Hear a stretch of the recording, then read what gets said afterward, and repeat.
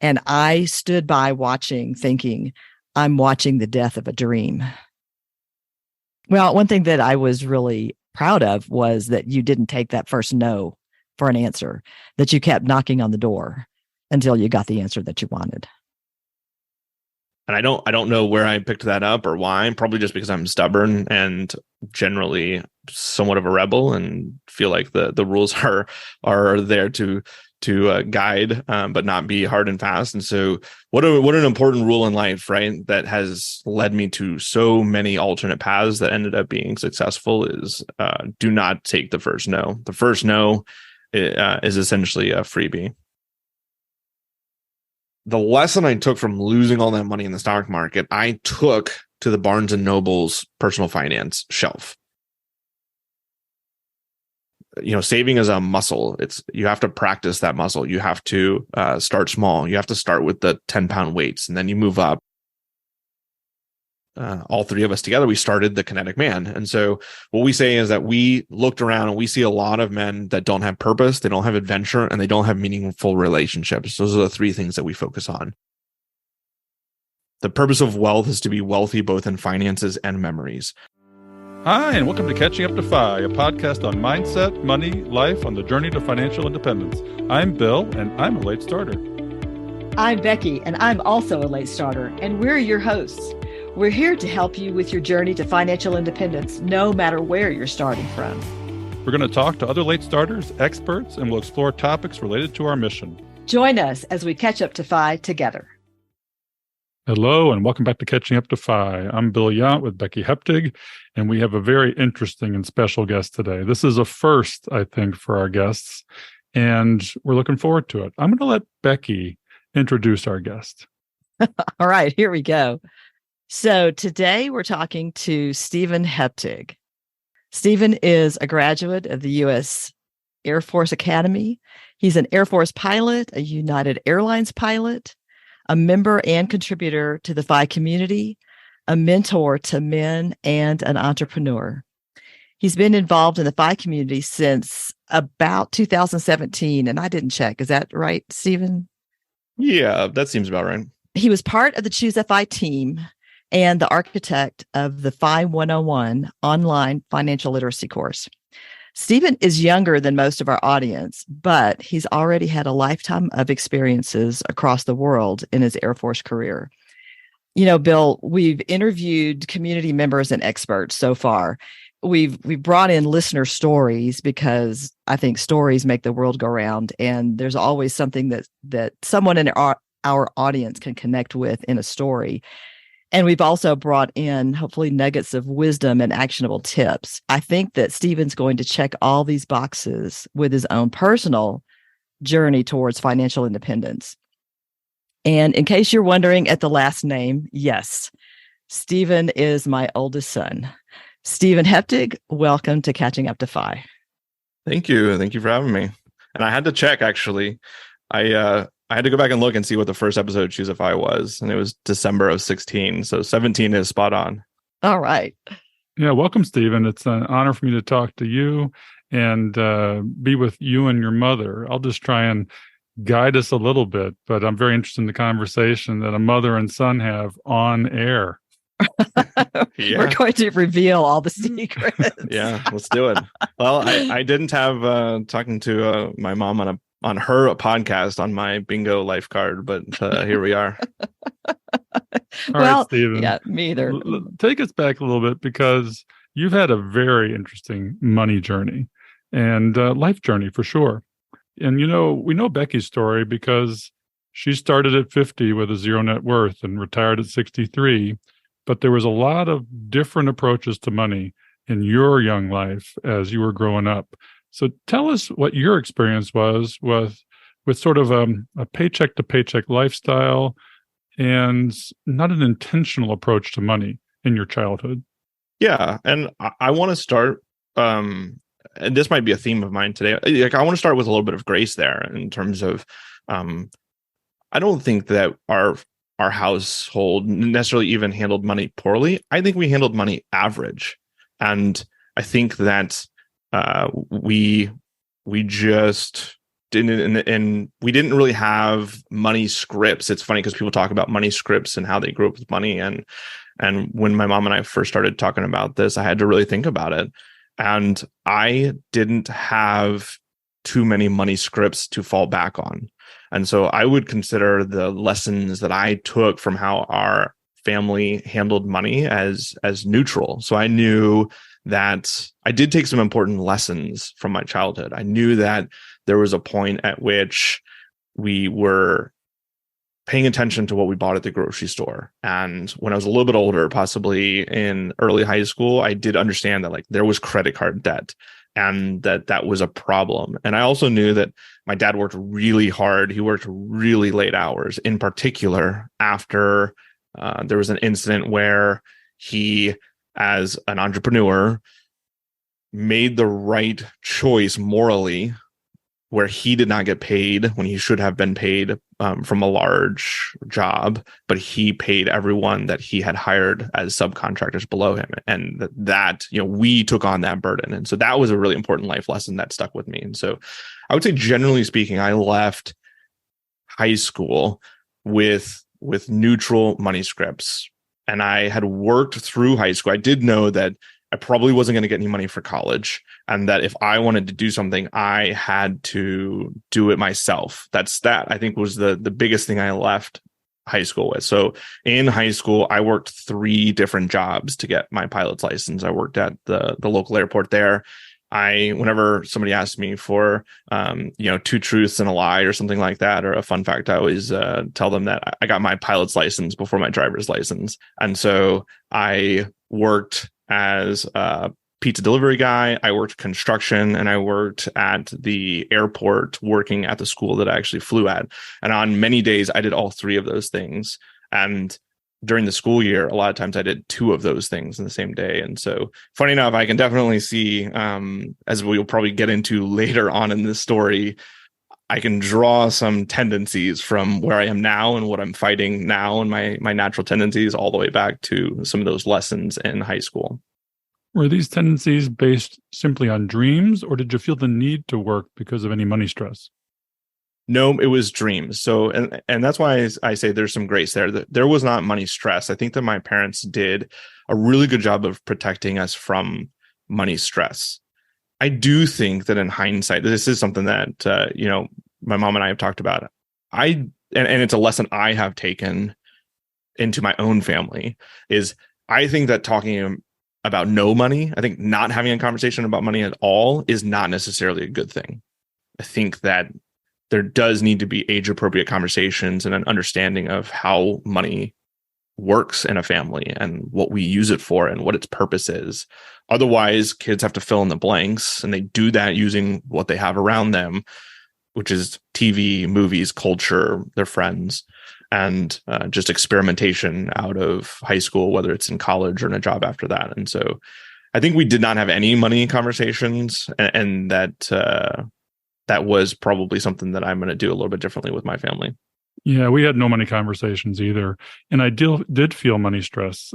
We had a scarcity mindset, or I was led to believe that we did, but I was the son of a doctor and a stay-at-home mom. And in reality, there shouldn't have been money stress or scarcity, but there was, just because of the basis in which they grew up. So, I much like you, I worked many jobs. I felt the need to work, though. I started work at a day camp when I was 9 years old. I earned $5 a week, and I took naps with the kids. So I never went to camp. I started working at camp, and that carried forward. I wasn't as much of an entrepreneur and a go-getter and such a hard worker as you, but I did feel the need. I was in the service industry. I waited a lot of tables, but the money went in my pocket and got spent on things. I don't remember ever saving. Did you save? No, I did not. And it's interesting because I do identify with that story as well. I knew that if I was going to go do something, I did have big dreams, and I knew early on I wanted to be a pilot, and I knew that was an expensive path to take. So interestingly enough, a lot of the money I earned, I never saw, because I would work at the flight school and they would essentially credit my account. So I ran I ran a negative at the flight school almost continuously. And the work I did there never went to my pocket. It just went to pay that off. And I've never thought about this, but I do think that had an impact on how I approached money going forward from that point. So working my other jobs was kind of spending money, pocket money, paying for my gas, but I never seemed to have enough of it, right? Like I was the teenager who would go to the gas station and put $2 in my gas tank because that's what I had. And that would get me to, the next point at which I would probably have some cash in my pocket. So I did take away that what I earned is all I had. That's what I had to use for whatever it was that I wanted to do. And some of the things I wanted to do were fairly big dreams. So one of your dreams was obviously to be a pilot, but the path to that that you chose was to go through the Air Force Academy. Give us just a little hint about what it took to get in and what that meant to you. Yeah, a big part of that was, it was a combination of why I wanted to go to the Air Force Academy. One, you guys, I think fairly, and I actually think very well, had shared with me, like, there is not money for you to go to college from us. Like, whatever you do for college is going to be on you. And I thought that was I never took that as a negative thing. I took that as a very fair conversation, but that informed my decisions. And then we did take this family trip, which was an amazing family trip around the United States when I guess, what would I have been in 8th grade? Yes. I think it was when I was in 8th grade. Yeah, you were in 8th grade. Yeah. So I entered freshman year knowing we had visited some of the different academies. I had seen the Air Force Academy. I had seen the Naval Academy during that trip. And I loved it. I thought that was a really awesome place. And so I knew going into freshman year, I wanted to go to a service academy. And so I lined up my choices in high school to get me there. I was okay at school. So overall, in general, it's funny. This is just a sidebar. I'm a terrible student. In the formal education. Funny enough, my later life, I love learning. I have found, this is something that a few friends of mine and I will talk about. I have found a love of learning later in my life, but in formal education, I really struggled to enjoy it and to put effort into it. So I knew the grades purely were not going to get me into the service academy, but I also knew that there was a formula, and so I could attack all of the other parts of that formula. So sports, volunteering, work experience, good life stories that you can tell on an application, JROTC, being a part of one of the extracurricular activities in JROTC to get extra points, right? Like I was going to work the system to get in. And then, the comedic part of that is my senior year, I got a rejection letter from them. I missed the cutoff just barely. They called me, and a lot of the people who just barely missed the cutoff, they offer the prep school, which is essentially an extra year of school, which I really questioned whether or not I wanted to do 5 years in college. I did have a Navy ROTC scholarship to Purdue, and I was seriously considering doing that. But I knew that it was harder to get to airplanes through the Navy route. There are mathematically much greater chance of becoming a pilot through the Air Force because they just physically have a lot more airplanes to fly than the Navy does. And so I did want to stick with the Air Force route if I could, because the pilot piece of that was the most important to me. So I did take the prep school slot, but I took long enough to make that decision that when I called back, they basically said, yeah, we don't have any spots left. We should have never offered you one in the first place. And as is classic government bureaucracy, the easiest way to solve that problem was not to make another prep school slot, because apparently there's allocations associated with that. And they were like, whatever, we'll just throw you in the class. And so instead of going to the prep school, I actually went to the academy that year. And so the joke is I have a rejection letter and never got an acceptance letter to the Air Force Academy, but made it there and graduated. How did you feel about that failure? Because entrepreneurs actually, and it sounds like you're an entrepreneur or very entrepreneurial spirit, failure is a way of falling forward. Did that work that way for you? Yes. And it's funny. I don't think I've ever put two and two together, because I'm not even sure that I would, like, if you made me list out my failures in life, it wouldn't even make it on the board. I wouldn't have even identified that as a failure. And I think I also would not have called myself entrepreneurial as a younger guy, but now clearly I can look at what I'm doing and like what my daily life looks like and say, yeah, I've had a pretty entrepreneurial mindset for a long time. I just didn't know how to identify it or how to harness it. But looking back then, like I wouldn't even necessarily call it a failure. I would just call it part of the path. And I think part of that is because so many people get rejection. The numbers are like Harvard style numbers in terms of the applicants versus the acceptance rate. And so it was just kind of a fact. It was just something that occurred, and like you move on, you look at the next one. Okay, so the next option is Purdue. The next option is going to one of the prep schools. The next option is Texas A&M and going to the ROTC core there and getting commissioned that way, right? It was really just looking at this large group of paths in front of me and recognizing that one of those paths has been closed, but I have many others to take. That's interesting, Stephen, because from my perspective, it felt different. So I'm so glad to hear you say that. And the reason that it felt different was because you knew by the size of the envelope that came in the mail to you whether you were getting accepted or rejected. If it was a letter size envelope, it was a rejection. If it was a big, 9x12 envelope packet full of stuff, that was an acceptance. And you got the letter size rejection envelope first. And I can remember watching you read that letter, standing in the kitchen. You read it very carefully. And I stood by watching, thinking, I'm watching the death of a dream, because I didn't know what was going to happen after that. And so that's so interesting to hear your perspective, because that's completely different than the way it felt to me at the time. Are we finding out new things that you guys have never talked about? Definitely. I'm very bad at going back and thinking about things previously. And so I don't think I even remembered that, to be honest, getting like, now that you say it, I do vaguely remember like, yeah, we knew that the size of the letter, but that was just part of like this whole process. It's there were books about it. You read the books, you talked to other people, like you knew down to the littlest, tiniest detail, like how this process worked. And it was a matter of maximizing the system. But yeah, I did not remember that. Well, one thing that I was really proud of was that you didn't take that first no for an answer, that you kept knocking on the door until you got the answer that you wanted.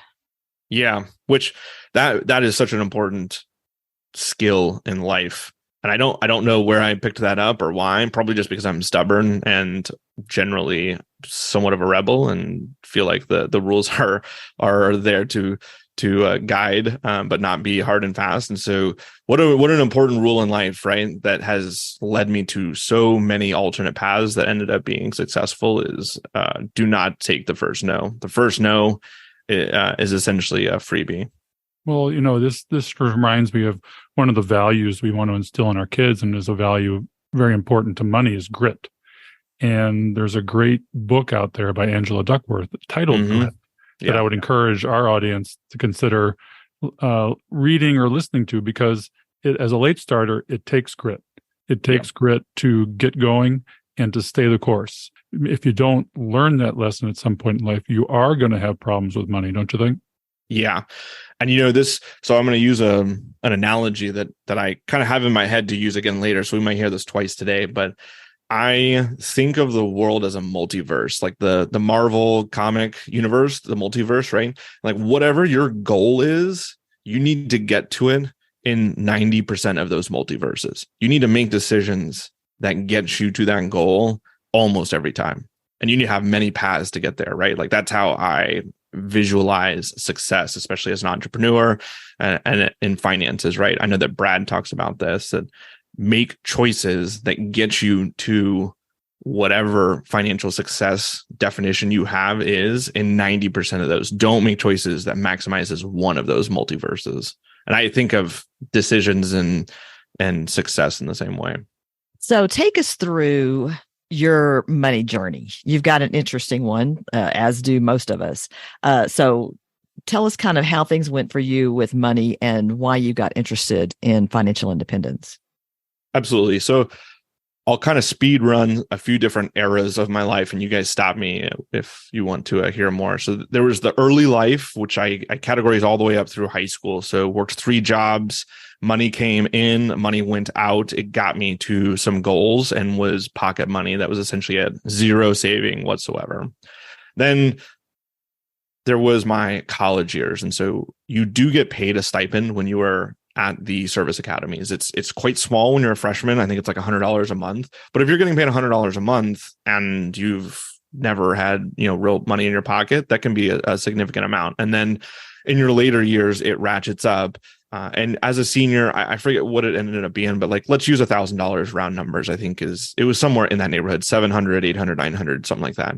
And when that's the first time that you have that much money coming into your bank account every single month on a regular, as if you have a W-2 job, that can feel like a significant amount of money. And so I picked up some average, I would call them average money habits. You could also classify them as bad money habits, right? But the average American money habits of, okay, I have $1,000, I'm going to spend it. I might end up with a little bit more spending than I have money. So I've got a credit card. I'll put a little bit on the credit card. I'll pay some of my credit card off this month, spend the rest of it, that kind of thing.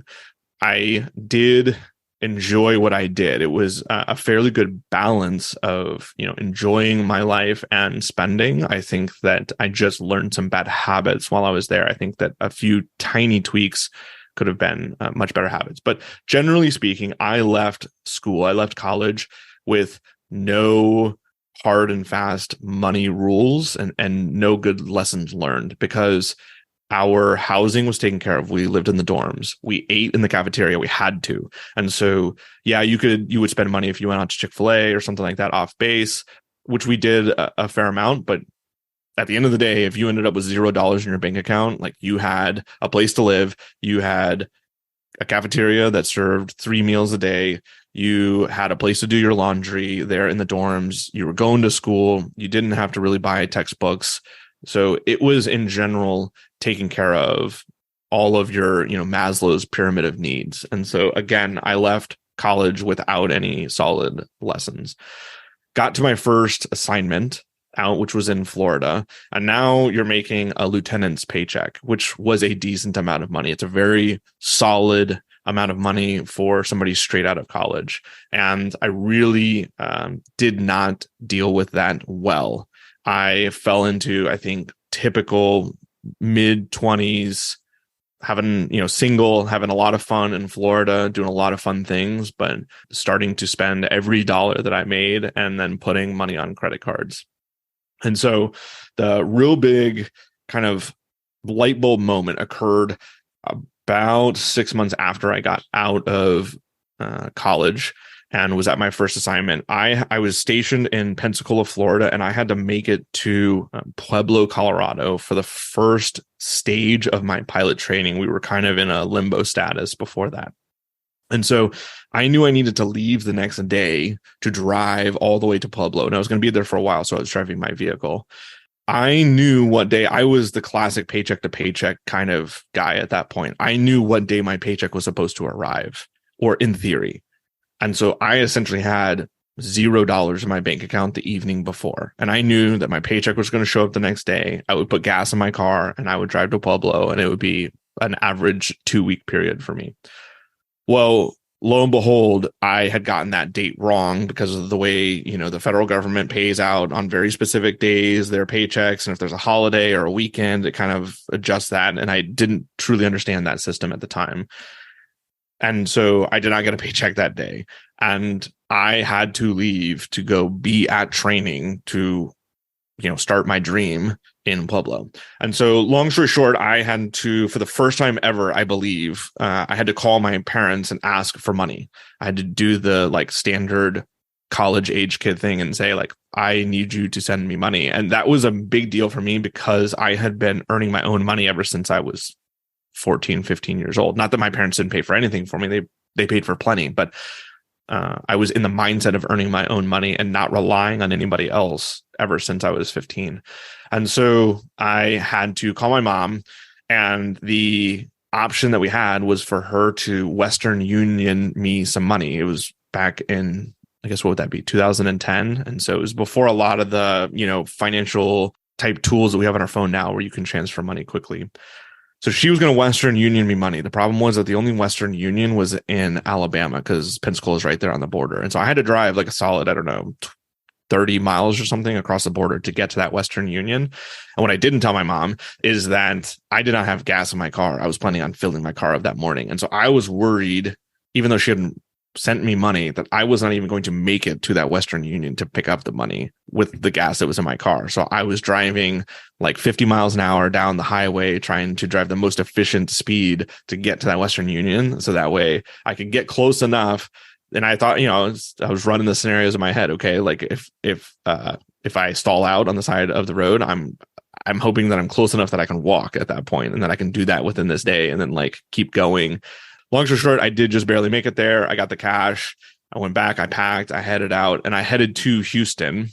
And part of the deal that my mom told me, because she had been going through Dave Ramsey previously, and I honestly, she had tried to get me to listen to the Dave Ramsey stuff for quite some time. Because I don't know, Mom, how long had you guys been doing Dave Ramsey at that point? We first took the class, I think, in 2006, because that's when we started turning things around for ourselves. So, yeah. Right. So 4 years. And to tell you the truth, we kids, and I feel bad about this. This is a regret I have. I have complicated feelings about Dave Ramsey. I think that unquestionably, he has helped millions of people. And I think that he is a great starting point for a lot of Americans. But as kids, as a college kid, I kind of teased my parents that they were in a cult when they were going through the Dave Ramsey stuff because they were so adamant about it. They followed it so closely, which now I can look back and see that's exactly what they should have done. And it really made huge changes in their lives. But I didn't want to deal with it. I didn't want to listen to Dave Ramsey. I didn't want any of that. And so they told me, we have this CD set. You have to drive from Houston to Pueblo, which is 16 hours or whatever. You have to listen to these CDs. That's the deal. Is if we gave you this money, you're going to pay it back. That's not a big deal, but you have to listen to these CDs. And I was like, all right, fine, I'll do it. And I did. I listened to those CDs all the way up to Pueblo, and it did change my perspective. I understood now the mistakes that I was making and how it really was digging a hole that I was not going to get out of easily if I kept digging later in my life. I kind of put the pieces together of the puzzle of the struggles that my parents had trying to solve this problem later in their life, post kids, versus if I never made these mistakes earlier. Now, I wasn't smart. I didn't understand some of the intricacies of it, but that was definitely the turning point for me, was listening to those CDs and getting just kind of a baseline understanding of the mistakes I was making. What did you do next? Now that you had sort of a little bit of a mind shift change, what was the first thing you did? How did you take action? So I would say the biggest thing I took away was not to spend more than you make. So I think I did get rid of my credit card. I think I only had one credit card at that point. I did get rid of my credit card, and I started living paycheck to paycheck and saving a little bit of money. So going through pilot training, you can only spend so much anyways. I went back to Pensacola, and I was still in a work hard, play hard mentality. But I would say that the big change is that I was only spending what I made. I considered that a huge win.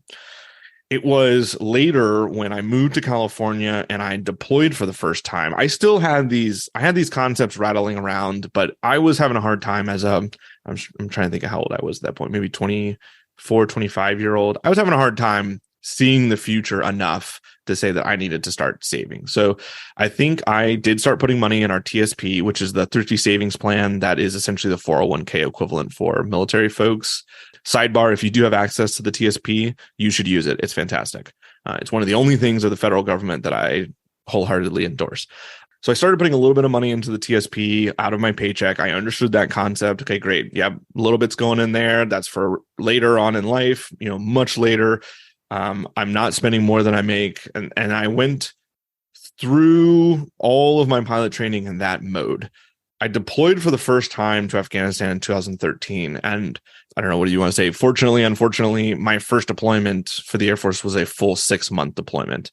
And most of the folks, I would not have thought about this ahead of time, but thankfully everyone, it was like very normalized around us that when you deployed for 6 months, you got a storage unit and you put all of your stuff in storage and you stopped renting or paying for wherever you were living. You moved out. So I did that. And that was a great choice because then during deployment, they do have a BX. They've got some stores and there are some like loose restaurants that you can go to on our military base in Afghanistan. But I mean, you're in the middle of Afghanistan on a military base and you can't leave. You're in the middle of, the dirt. So I was making a lot of money at that point, having no expenses to spend it against. And so there was this pile of money piling up. And I said to myself, okay, like this, now I understand, like now I have some of these old Dave Ramsey concepts of putting 15% away for retirement and saving an emergency fund and those kinds of things. So I was like, now I've got this big pile. I should start doing something with it. And I did. So I put a little bit of it, more of it into my TSP. I started saving an emergency fund. I was, at that point, I had a girlfriend that was fairly serious about it. So I told myself like, hey, maybe I should start saving for a ring. I could do that now instead of, having to finance that later. That was kind of, I think, the first large purchase that I took the Dave Ramsey approach on, of like, I could do this. I could pay for this in cash without putting this on some kind of loan or credit card or anything like that. And so I did.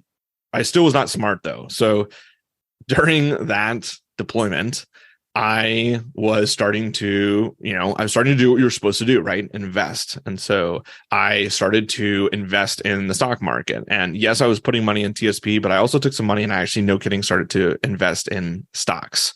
And I had a whole basket of stocks that I was investing in. I discovered the Motley Fool website and was reading through that in my free time and doing all kinds of stuff. And I thought I was really getting smart on how to deal with money, how to invest. My roommate was, and I love him. It's great dude. His dad was a captain for American Airlines at that time. And that is when American Airlines was going through bankruptcy. And I did not understand anything about bankruptcy. So he told me one day, like, hey, the American Airlines stock is like $1 a piece. That's crazy. It used to be $30 or something a couple of years ago. The airline is too big to fail. Like, there's no way that the US government is going to let American Airlines fail.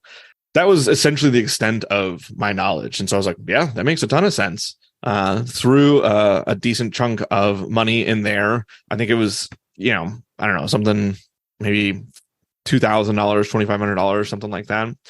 And lo and behold, I had no understanding that bankruptcy typically wipes out the equity holders, right? Like, the purpose of bankruptcy is to pay the creditors, not the equity holders. And so I was literally putting money just like on the wrong side of the ledger, according to normal bankruptcy proceedings. But funny enough, American Airlines, they did this restructuring, they reissued new stock to everybody, and the stock shot up. So I had this really decent sized windfall from this American Airlines stock. And one of my favorite writers and podcasters right now is Morgan Housel. And he has a quote where he says that, I'm going to butcher this quote, and so I apologize, but paraphrasing, it's essentially, luck is the worst teacher. And so I thought that I was smart. I thought that I'd made this great choice. And so I kept purchasing all kinds of different stocks, came back from that deployment and went on another deployment. So there was probably an 18-month period where I was just investing in the stock market, all kinds of risky stuff, small oil companies, partnerships, limited partnerships, all this different stuff. I basically took $2,500, turned it into like $12,000, and then turned that back into $0. So lost it all again. And so that kind of drives into the end of that second era. So you invested in individual stocks, which is a typical, I think I can beat the market kind of thing. And you didn't beat the market. Was there a lesson learned there? And with regards to individual stocks, and did that make a mindset shift for you too? Or what happened next? Yeah, it definitely did. So it was slow. It was not an aha moment. It was a looking back at the numbers that I used to have on my Vanguard screen to the numbers I have now and going, okay, this did not work. I'm clearly not making this pile of investments bigger towards retirement. I have successfully made this smaller, much smaller. And so in 2015, I moved from California to New Jersey to a new airplane. So I basically hit reset on my life. I didn't know anybody in the new unit. I was going through training with people that I didn't know. I lived for the first time by myself because I previously had roommates. I got an apartment by myself. the area that I got my apartment, there is not a lot to do in New Jersey. It's kind of out in the farmland, to be honest. And so I had a lot of free time, and I was just honestly very bored. And so the lesson I took from losing all that money in the stock market, I took to the Barnes and Noble's personal finance shelf. And so if you go to Barnes and Noble's for the last, if you were to catalog the Barnes and Noble's personal finance bookshelf for the last 10 years or so, Barnes and Noble's or the bookstores, they put their most important books or their best sellers are cover forward, so you can see the cover instead of spying out. I read every one of those that you could find on that shelf. So I think I did count it up one time. I think it was 20 books that I read in 2015. And so it was Robert Kiyosaki, and not just Robert Kiyosaki's books, right? But he had that whole series of advisors. So all of his series of advisors talking about taxes and real estate. It was the Dave Ramsey books. It was Ramit Sethi's book. I got to Simple Path to Wealth eventually, but that was one of the last ones. But I read an enormous amount of books, and I said, okay, I've been going about this wrong. I am starting to see the mathematics of this. You need to be investing in index funds. You need to be doing regular dollar cost averaging. It needs to be in the low cost. One of the books and this will be later on in my favorite resources. One of the most impactful podcasts that I listened to, which is actually hard to find now, was actually Tony Robbins' Unshakeable. He did a podcast. That's a book. So Unshakeable is one of his books. He wrote like 600 or 700 page finance book, and then it was hard to read, so then he wrote a shorter one. It's called Unshakeable, and he did a podcast series when he released it, and it's actually a really excellent podcast series to take some of the core financial concepts that everyone in personal finance world talks about and boils it down to only like 6 or 7 episodes. And so if you can still find that podcast, it took me some searching last night to find it, but I did. That it's a great series. I would not suggest the book, but the podcast is a great series. And so I came out of 2015 having given myself kind of a personal finance MBA. And I say out of 2015 into 2016. I started to ride to work with a friend of mine. So I started to do some things differently. I moved into a house where I got a much bigger house. It was a 5-story townhouse in downtown Philly, but I got 2 civilian roommates to live with me. And so, now let's see, 2015. So I was 28 years old at the time. So I was fairly old to be quote unquote living with roommates, but I was paying less for a 5-story house in Philly than I was my apartment living by myself in Jersey. Did you own that house and house hack? And were you the landlord, or was it a rental? I did not know. Real estate in Philly is pretty high, especially in those portions of the town where young folks want to live. And so, but you know what was interesting, and I can identify it much better now looking back. But I did have just enough information to say I can see what these houses are selling for around me. They're selling for around $700,000, and we're paying $2,800 in rent total across the 3 of us. And I was listening to Paula Pant, I believe, at that point in time, and just kind of discovering like the 1% rule. And I was like, wait, like this doesn't make sense. It does not make sense for me to even try and purchase one of these and rent it out, because where I was living, that rent to purchase ratio just didn't work out. And that was one of the first, I think, nuggets that I was able to really like distill from all of this information that I was taking in and apply and say, okay. And I did. I ended up buying a rental house in Philly in early 2018, late 2017. And I bought it in a very different area of Philly, because the area that I was living in, I could identify. I could say, yeah, this doesn't even approach the 1% rule, much less beat it. But there are some other areas of Philly that do. Can you describe the 1% rule for some of our audience, please? Yeah, absolutely. So it's saying that your monthly rental income should be about 1% of your total purchase price, total in price. So not even total purchase, but total purchase plus fixing it up. So just to use round numbers, if you buy a house for $200,000, or you buy a house for $180,000 and put $20,000 of fixing it up into it for a total of $20,000, then it should rent for about $2,000 a month. And there's a lot of math behind that. Again, it's a rule. It's one of those back of the envelope rule of thumb items. And it's not saying that a rental property isn't a good rental property if it doesn't mean it. And it's not saying that one is a fantastic one if it does beat that rule, but it is a really good large filter when you're looking at Zillow and looking at the wide world of real estate to say, okay, again, it helped me identify if I'm paying $2,800 in rent and there are houses around me that are the exact same style, because it was like repeated. He was like a developer that did a bunch of them in a row. They're selling for $700 or $750. Like that's going to be a really difficult cash flowing property. It allows you to sort of make that mental math much easier. So you rented the townhouse, but you were still house hacking. Yes, right. So I rented the townhouse, and then I sub rented to two other people.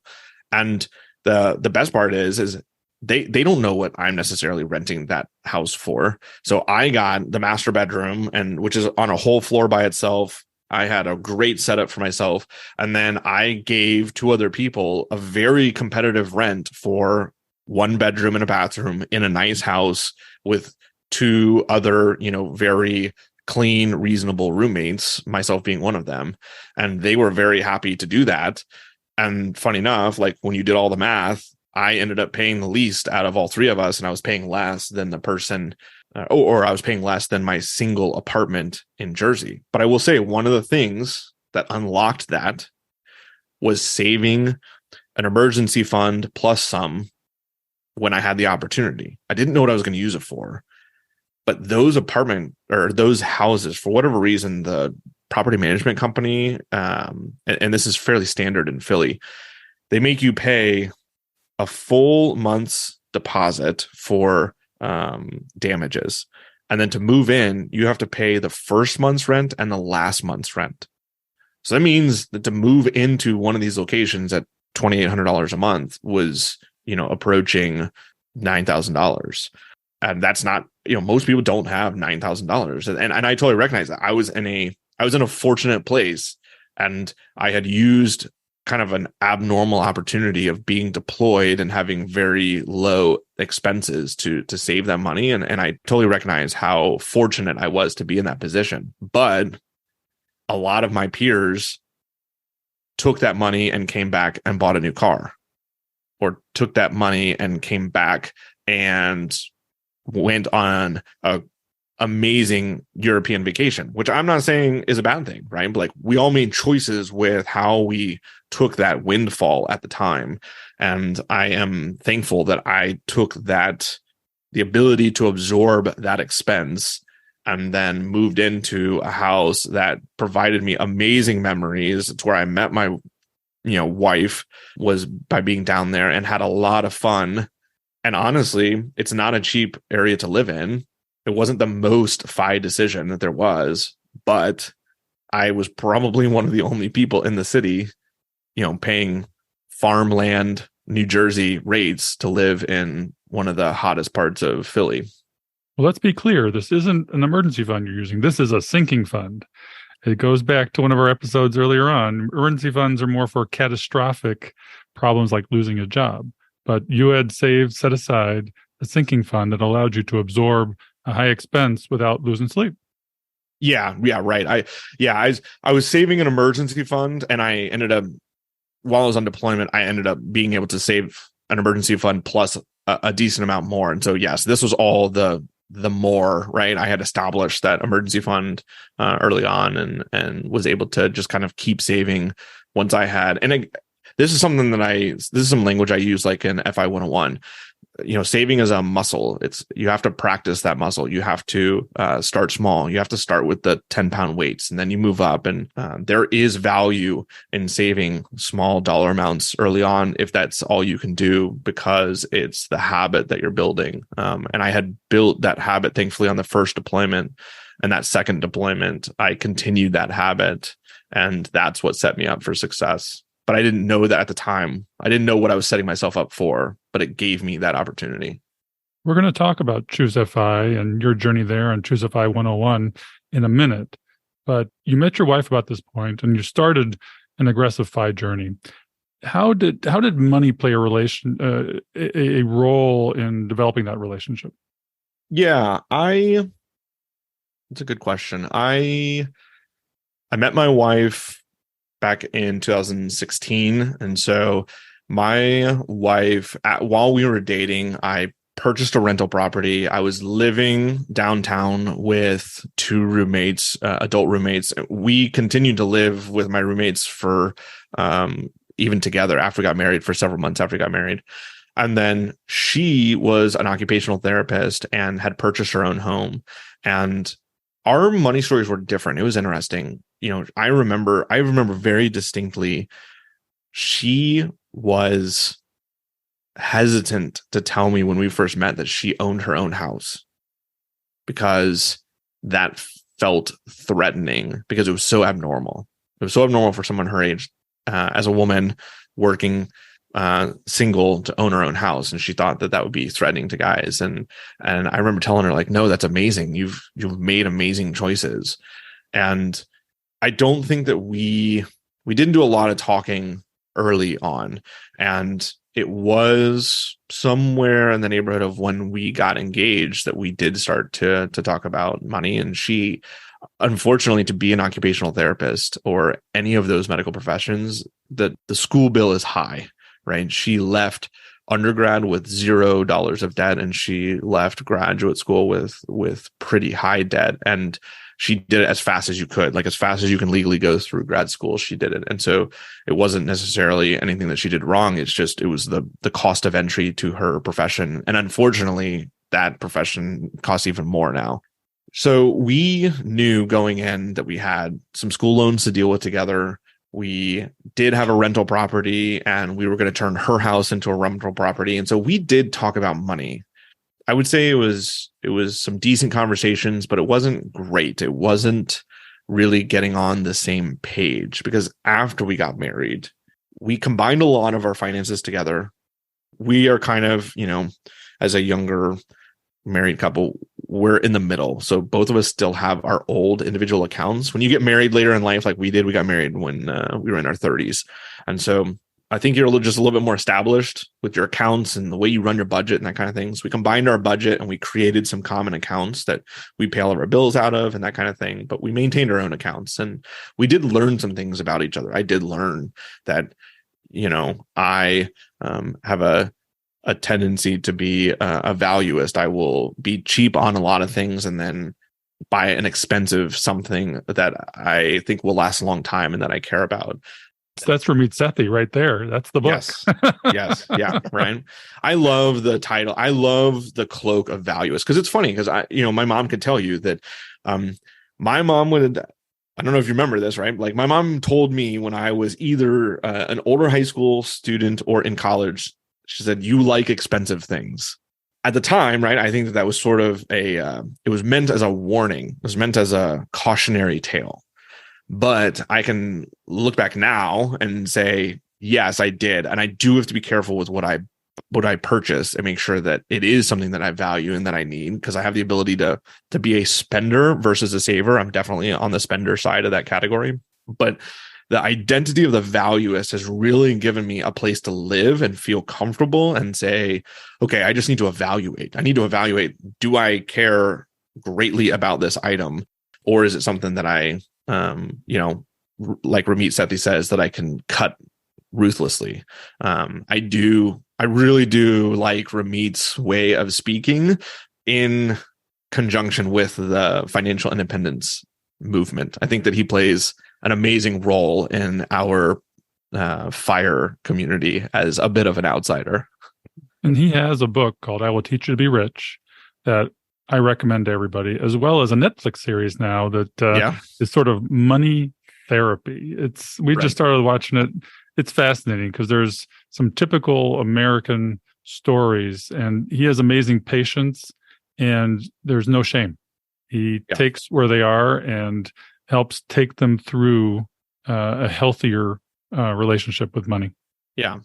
If you'll let me, I know that the audience here is the starting later to getting their money together. So if you'll allow me, I'll tell you kind of how I approach when people ask. I've become the person either in my units in the military or through Choosify or my friends, wherever, that people ask a lot of different questions. And so talking about relationships, I get asked that question a decent amount, which is, I have found Choosify and I've listened to all 600 episodes and I can't get my spouse to listen, or I can't get my spouse to talk about this. And so I typically suggest 3 different approaches to how do you approach money as a couple.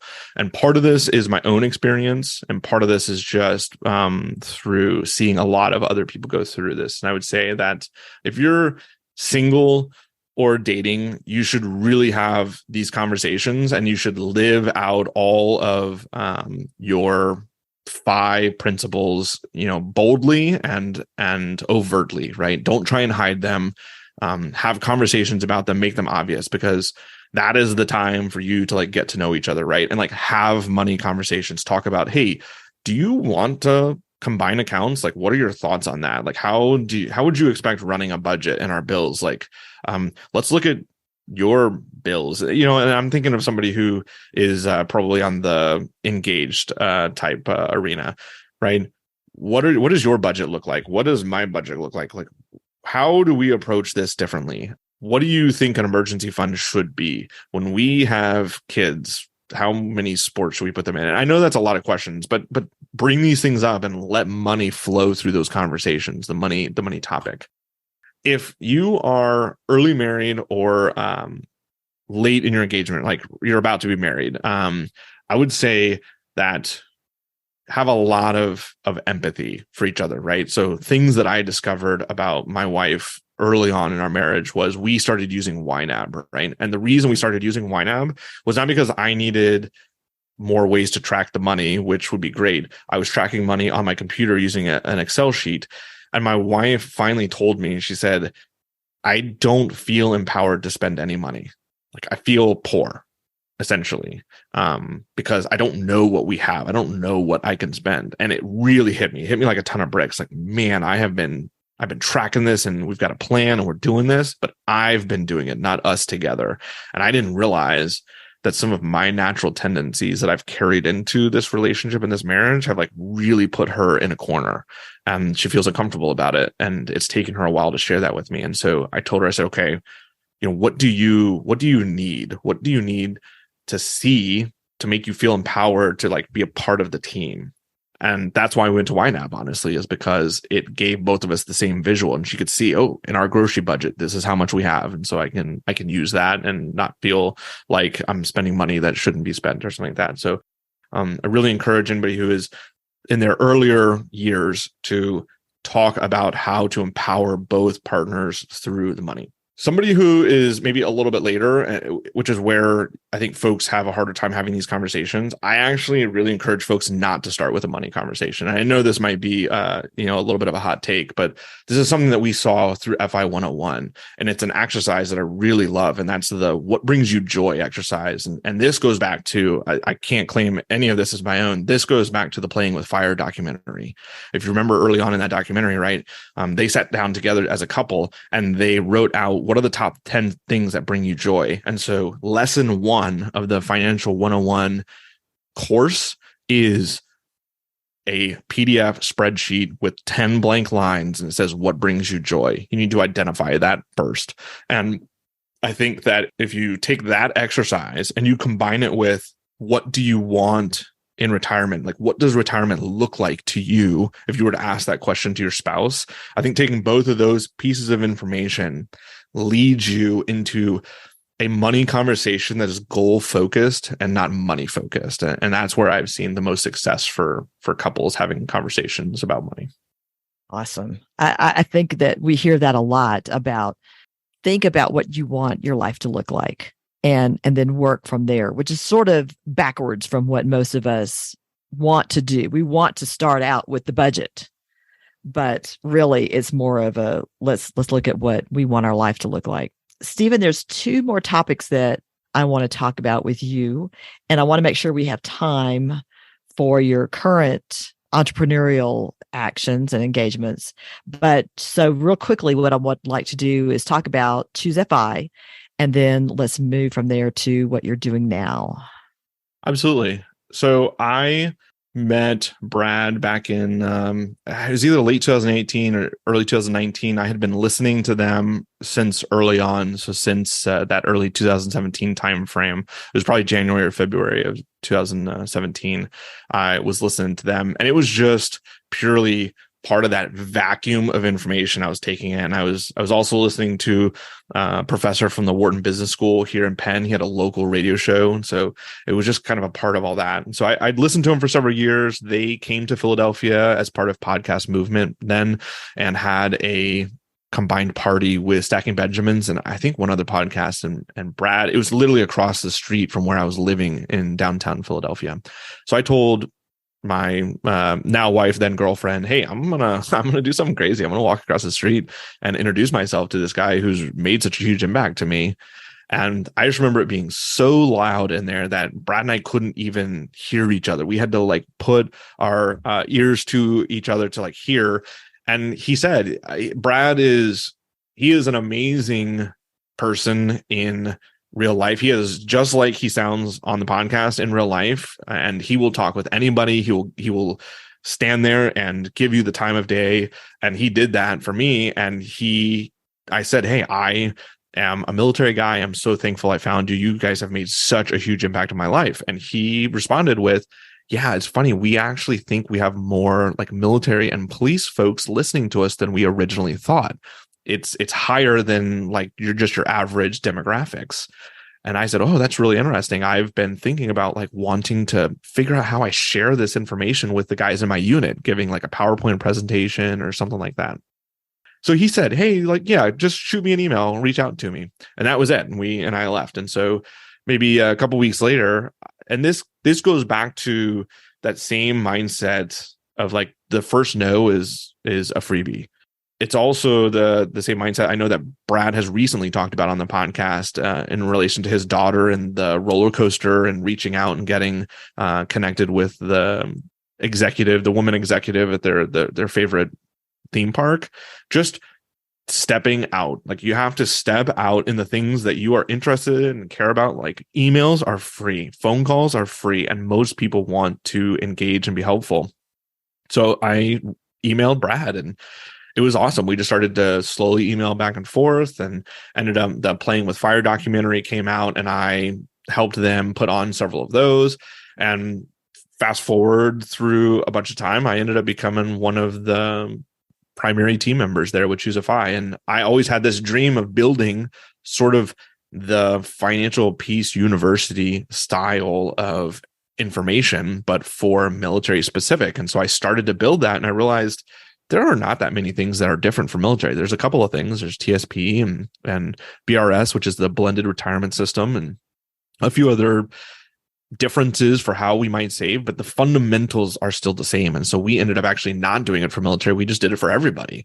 And that is where FI 101 came from when we published that for Choose FI. And then I worked for them for a couple more years, and all the way up until about a little bit over a year ago. So springtime of last year was actually, I think it was June of last year when I was headed towards United Airlines, my training there, that I just had to start to simplify my life. And that's where I told them that it had been a fantastic time working with them, but I was just going to focus a little bit more on my family. One of the things you developed at this point, or shortly before this, was multiple streams of income. Tell us a little bit about what you did in your entrepreneurial life. Yeah, it goes back to that's what I was talking about earlier. I can draw that string now all the way back to high school, where I was working 3 jobs. And that's actually part of why I left Choose FI. It was a very friendly departure. And I told Brad, at this point, Brad and I are close friends. We'd speak almost every week. I would consider him one of my closest friends. And last year I told him, I said, Brad, I have come to the realization that I'm a workaholic and I need to simplify my life a little bit. I have essentially 4 jobs right now. I was working at Choose FI. I was working at, back then it was Storehouse 310, building some online websites and class material. I was working for a crypto DAO, a distributed autonomous organization, just out of a passion project, but I was getting paid a little bit for it. And then I had my reserve job, my reserve Air Force job. And I acknowledged I'm a workaholic and I need to simplify that. And Brad said, he said, I have been waiting for this conversation. I wanted you to realize that yourself, but it seemed like you were doing a lot.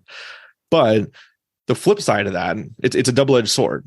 The flip side of that is I have had multiple income streams for many years now, and it has allowed me to do some really cool things. Having an extra, $1,000 is not gonna, it's not gonna change my world, but it does allow us to say, hey, like we have a little bit extra in our budget. We can do some fun things for, we can put some more away from our primary W-2 income.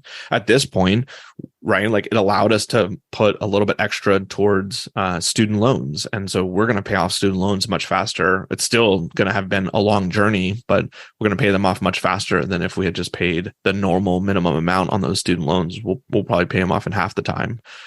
And so having multiple income streams, it also allowed me to make a very abnormal choice leaving the Air Force, which was, and this goes to, I know that folks have heard this, right? Like take advantage of some of the things that FI gives you now, not later on.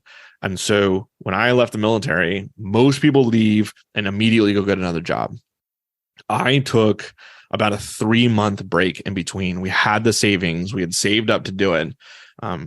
And it was not a small, it was not a small amount of money that we decided to spend on this period in these 3 months of not having any W-2 income. I had my side hustles, and we bought a camper and we drove from Philadelphia to LA and up to Santa Rosa in California. And we stayed in an Airbnb for 4 weeks in Santa Rosa, then drove back to Colorado and did Thanksgiving, a long Thanksgiving trip with my family, my mom and my whole family in Denver, and then drove home.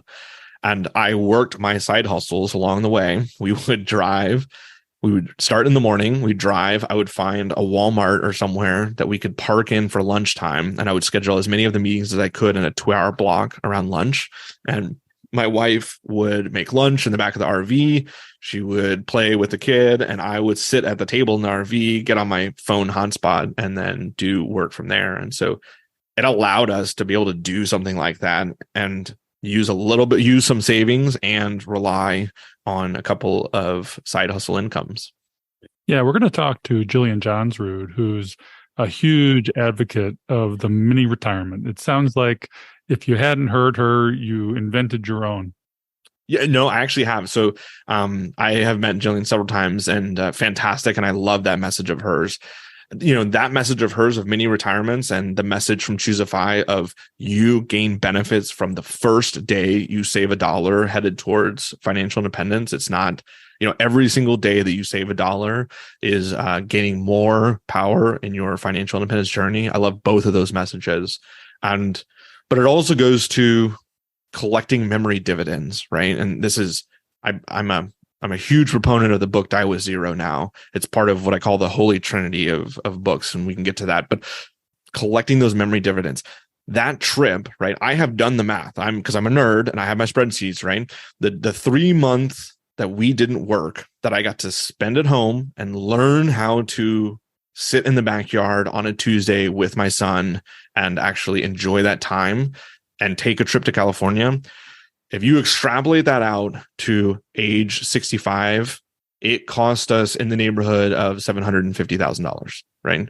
Just in opportunity cost. When I am 65, Will I be willing to give up $1 million of my net worth to have had that trip with my family and my son? Absolutely. That's a great message. We don't think about opportunity cost enough when we spend money, but if we spend it on memories and those dividends, they're priceless and they are worth exactly that opportunity cost. I agree. We did a lot of that, maybe too much of that, but and there are millions of dollars that I guess we could have earned too. I don't want to calculate it because it would probably be a little depressing, but the memories are entirely worth it. And the ignorance in this sense is probably a little bliss. Let's move into a final phase of our talk here, because one of your entrepreneurial adventures is completely different. And I think the focus is fantastic. You're working on the Kinetic Man. Can you give us a brief description of what that is and the power it has for men? Absolutely. So I got plugged in with two guys, Stu and Dave, that are my business partners now. And they are previous Navy. So recently, about the same time I was getting out of the Air Force, they were getting out of the Navy. They're a little bit older than I am. They did a full 20 years and had a retirement. They had a very successful real estate business. They were doing turnkey real estate investment properties in Milwaukee. They had built a team up there. They were doing it remotely. They were doing it while they were in the Navy and 100% remote. They had a team in Milwaukee that was taking care of it. And they were building it for their retirement. That was their plan after the Navy to get out.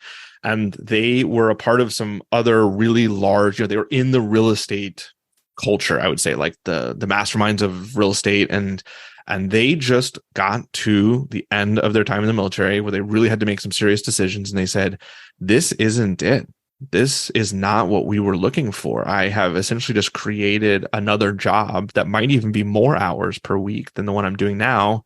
And my whole goal for after my military time, because the military can be so demanding on your time and unrelenting on taking you away from your family and your kids that are growing up sometimes, that a lot of guys want to downshift after they get out of the military. And they said, this just is not it. We see people around us who say that they are doing this for their family, but they're spending 60 to 80 hours a week on their business, even if it's in their own house, in their basement, making phone calls. They're leading groups of successful real estate investors, but they're getting a divorce. Their kids aren't talking to them. And they said, there has got to be a different way. And so the three of us, went through that transition out of the military and together going through making some of these decisions of what we're going to do after the fact. And both of them, they're fantastic speakers. They have a podcast, and I explain them that they're like TED Talk type speakers.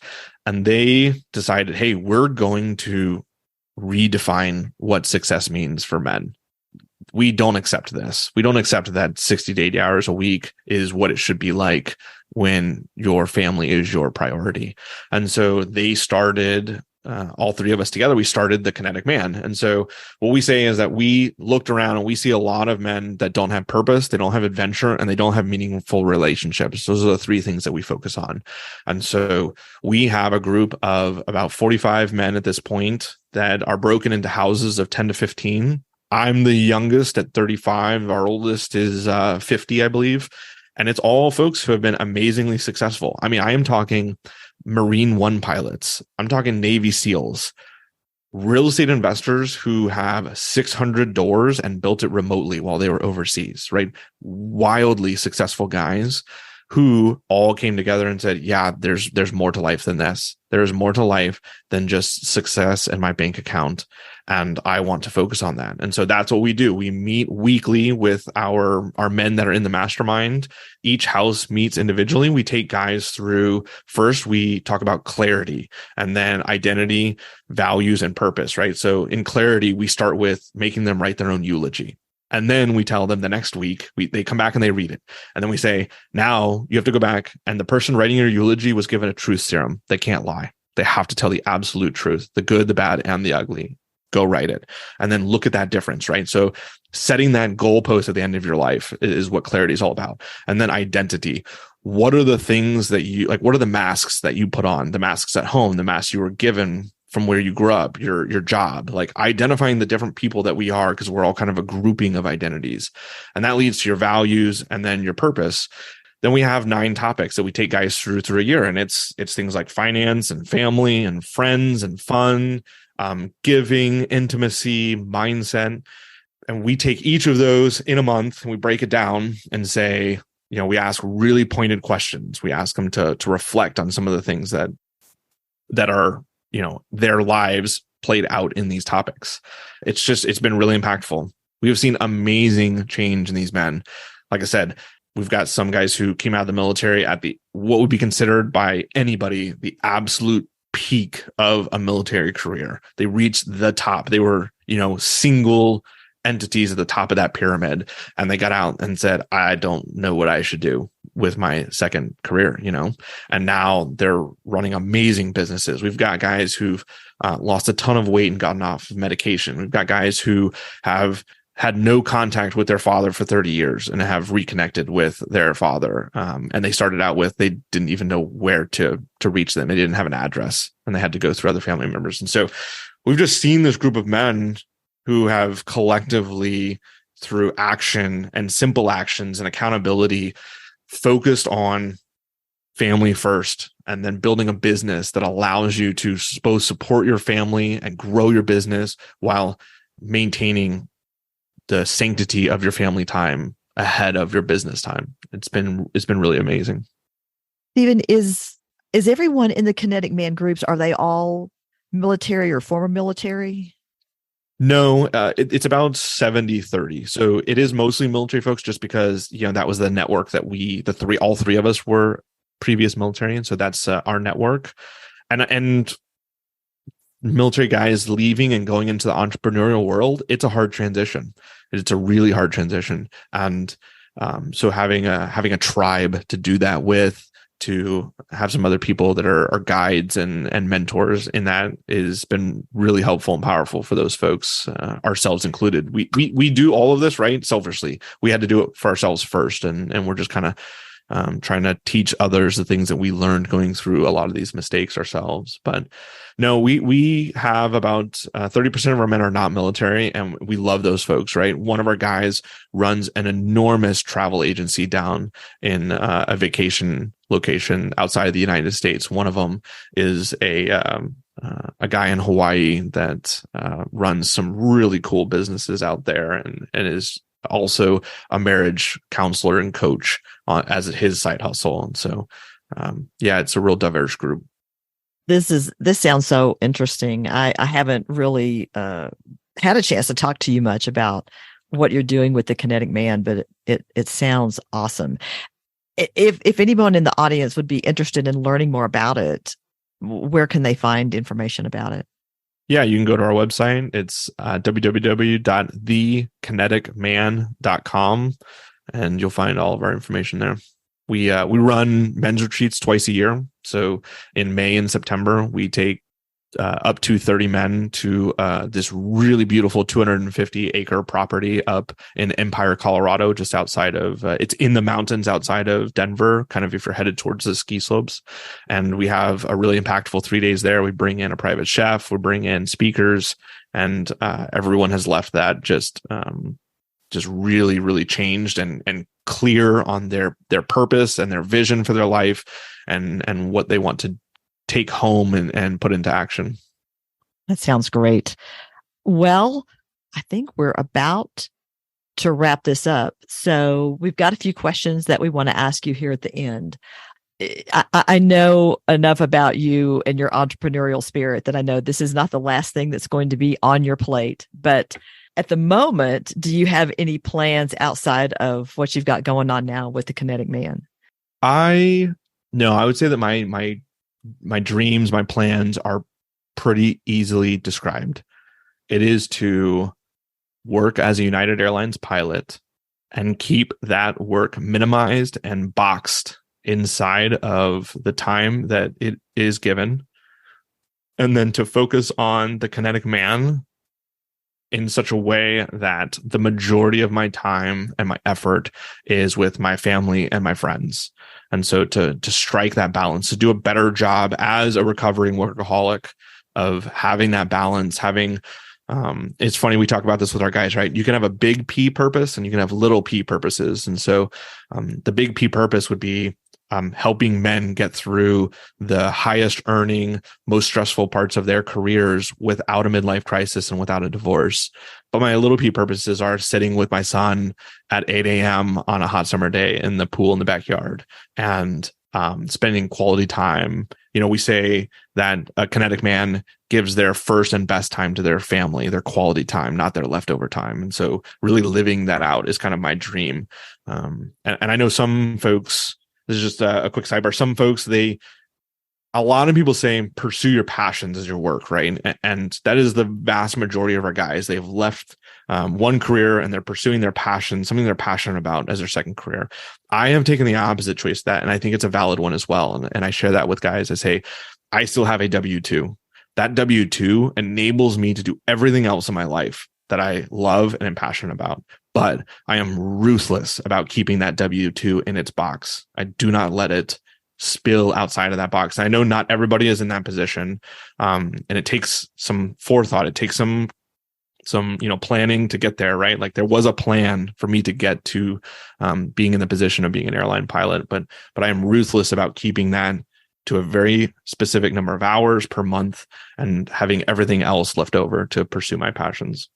Yeah, I mean, this spend first, save last is how I lived. And I may have lived it actually in the money side and in the personal side a little too much and been out of balance. If you flip it and flip that equation and save first, spend last, it's exactly what you're doing. Spend time with family first, create those memory dividends, and then box the W-2 second. So the philosophy of the personal and the financial are actually synonymous, I think. Let's wrap this up with, again, your favorite resources for our audience, any tips you have for listeners, and where they can reach you. Absolutely. So I'm going to go through these rapid fire of, what is the advice that I would give somebody who is 5 to 15 years from retirement, right? First off is start with grace. Start with, and this is the die with zero mentality of the purpose of wealth is to be wealthy both in finances and memories. And so a lot of people who are listening here may feel like they are not wealthy yet, but you are likely wealthy in half of that equation. And there's plenty of the world who is very poor on that side of the equation. And so take stock, give yourself grace of where you've been. And do you have a lot of memory dividends from all the things that you've been through in your life? The second is to do some type of exercise of like, what brings you joy? Identify like, what are your goalposts? What is success? That's the language that we use with our men. Redefine success. Put a written definition down to what you want success to be. And then focus on the big things, right? I know that having listened to y'all's podcast, you talk about this, right? Focus on the big decisions you only have to make a couple of times that are going to move the needle. So housing, vehicles. This is probably not going to be a popular take. College, right? Like, are you worried about your retirement, but still paying for multiple kids to go through college? That's a decision that you might have to really look at and evaluate hard. And then the fifth one, and it's funny, I listened to the Doc G episode, and I am so glad he said what he did, which is find a tribe. That is our moniker at the Kinetic Man. Find a tribe. This one might be yours, is what we say. So you need a tribe to hold you accountable, to support you, to bounce questions off of, to feel like you are not going it alone, I think. And, if I had to guess, Mom, right, like that Dave Ramsey tribe, that is one of their powerful pieces, is that they have a very powerful tribe around their message. And so go seek out your tribe, whether it's Camp Fi or a Facebook group or something like that. My favorite resources. So I've read just an insane number of books, and I've listened to thousands of hours of podcasts, and I would boil it down to this. I have what I call the Holy Trinity, which is Simple Path to Wealth, Psychology of Money, and Die with Zero. I think that that's the 3 books that I suggest that everyone starts with. And I keep boxes of those books, and I give them to people when they start to ask me money questions. I say, read these 3. This is where you need to start. The Die with Zero one's actually a new one. It used to be just the 2, but I've added that one because I think it is so important. And in particular, I think for this audience, I think Die with Zero might be just one of the most important books you can read, because it talks about that the purpose of wealth is both financial and memory. podcast, right? This one obviously is a fantastic place to start. Choosify is the elephant in the room. They're the classic, right? But there's a caveat with that. They have like 600 episodes at this point. And so I would say go through Choosify selectively, go back a couple of years and find maybe 10 that are the topics that ring with you. I think also on their website that they have come up with the essential listening guide. I would go start there. I would not try and do all 600. And then again, that this is a very, kind of out of left field one, because you got to go dig it up, but that Unshakeable podcast by Tony Robbins. And then something else that I wanted to highlight that I think is going to become one of my favorite resources is Choosify's their recent collaboration with DEXA, which is artificial intelligence and the ability to go through, and it's as if you are asking Brad and Jonathan a question, because the artificial intelligence neural net has been trained essentially on all 600 episodes of their podcast. And so I think that is going to be one of the most powerful resources in the financial independence community, is the ability to just ask a natural language question to that DEXA AI. And so I think that they have that on their homepage now, but I know that Brad has tweeted about that recently. So if you follow Brad on Twitter, you'll find it there. Yeah, that's where I would start if I had to point people, to what I consider a good foundation. And then people can reach me at Steven@thekineticman.com. That's where anybody can find me, and I respond to all the emails I get there, because it's a fairly new email, and so I'm not getting a bunch of stuff in there now, and everything that comes there now is people actually trying to get a hold of me. And that's Stephen with a PH. Stephen with a PH. That's right. I need to start saying that. Yeah. So Stephen with a PH at thekineticman.com. Awesome. Well, this has been fun. Hopefully it's been interesting, and our audience I think there's been tons of nuggets of wisdom in here that they can take away from it. And I have to admit, I was a little bit nervous about this. Not that I thought anything was going to come out that I didn't want heard, but I just wanted this to flow well, and I think it has. So thanks so much for coming on and talking to us. Of course. This has been fantastic for me, because I've been a fly on the wall a little bit, and to have a mother-son episode illustrates sort of the generational path to wealth, and the things we learn from us that may not have gotten it right, and that we learn from our kids that go their path and find their way. So it's a bi-directional learning mode. I think this is very appropriate for late starters. We all have to help re-educate our kids when they wake up and come to us for information. I hope they do turn to you, Stephen. Becky, you're obviously a great resource. I try and be a resource. This podcast is a resource. We're out there because people can digest it passively. You can't lecture to people on this. It's when the student is ready, the teacher is there, and we hope to be a little bit of a teacher for our audience. Again, Stephen, thank you for being here today. It's been awesome, and we look forward to talking to you again soon. Absolutely. Go give that boy a kiss for me. Yeah. And by the way, Stephen's about to have a baby, so the family's expanding, and he managed to get this podcast in just before delivery. That's true. I think we're T-minus 20 days, and if you turn my camera around, it would be chaos in here. Well, thanks for taking the time to spend a little time with us and our audience. Appreciate it very much. We hope you've enjoyed this episode of Catching Up to 5. We would appreciate it if you could leave a 5-star review so that our message can reach others. We are not lawyers, financial advisors, accountants, or tax experts. Please consult your own professional advisors before making any important decisions. Our content is for entertainment and education purposes only. We'll see you next time on Catching Up to 5.